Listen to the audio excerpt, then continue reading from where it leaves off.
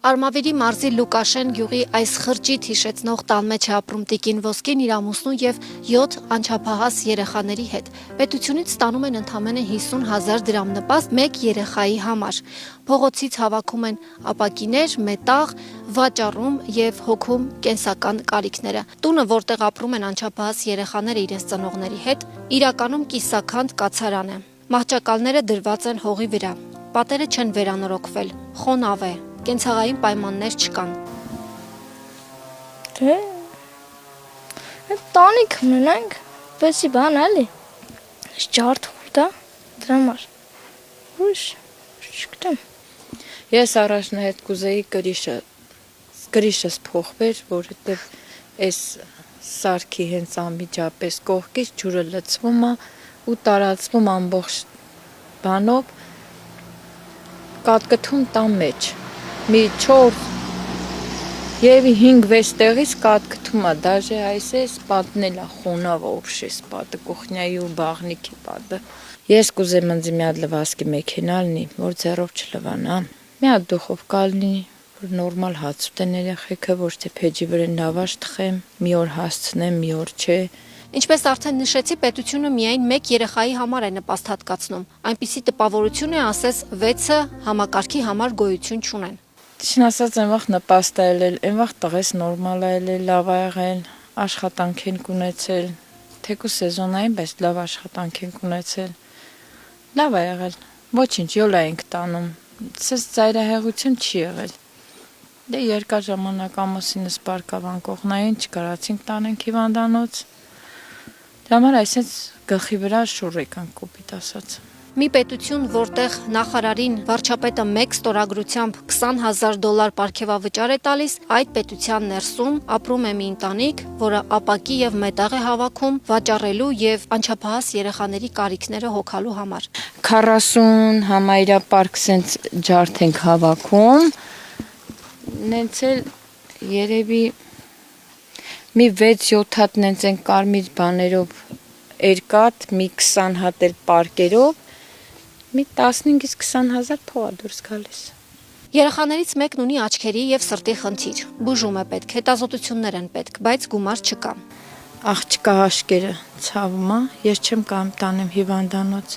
Ինքը սրտի խնդիր էլ ունի, անցք ունի սրտին, էդի տանում եմ, բայց աչքերը նորա սկսե չեմ կարող տանեմ։ Այսինքն երեխայի առողջությունը կախված է նրանից այդ օրը որքան մետաղ կհավաքեն, որքան ապակի կվաճառեն։ Սա 90-ականները չեն, սա այսօր է, մեր իրականության մեջ։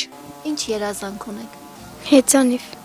Ես ուզում եմ, որ ինքուրիկի աշկեր լավանա, այն պապանը գործ գտնի։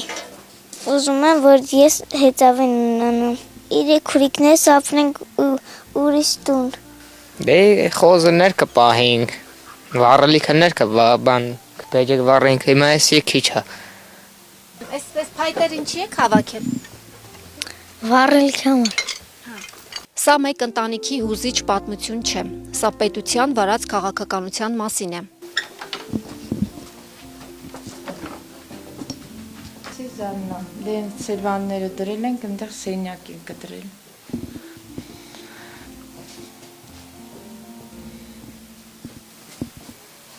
Այս էլ է սենյակ, ուղղակի փող։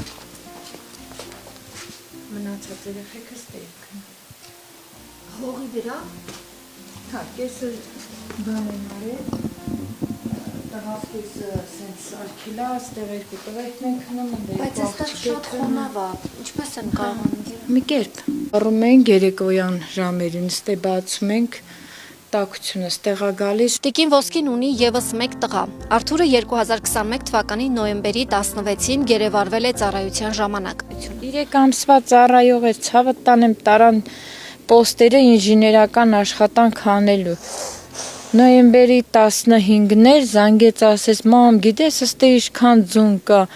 Հաջորդ օրը 16-ին զանգեց, ուղիղ կես ժամ խոսացինք, այլ ասած լրիվ երեխեքից խոսացինք։ Սաղ ազգուտակից ոնց որ հարցը փորձ արեց, ամեն տեսակ, չանցած կես ժամ, մենք զանգում ենք իրան, անհասանելի, դες բան չէր եղել, բայց լավ երևի զայրատկեն է նստել, Հաջորդ օրը արդեն այս մասիցս, sense սրտիցս կոկորտս խեղդվում եմ, չեմ կարում շնչեմ։ Ամուսինս գնաց հասավ ջերմուկ 13 գերիների հետ ինքն էլ էր գերի։ 3 ամիս գերության մեջ է եղել։ Վերադարձել է առողջական խնդիրներով, որոնք ձեռք է բերել գերության ընթացքում։ Իսկ ինչ է արել պետությունը։ Իսկի մենք գերությունից հետո իրան չեն թողել տուն գա, 8 ամիսեր երեխեքը չէին տեսել իրան։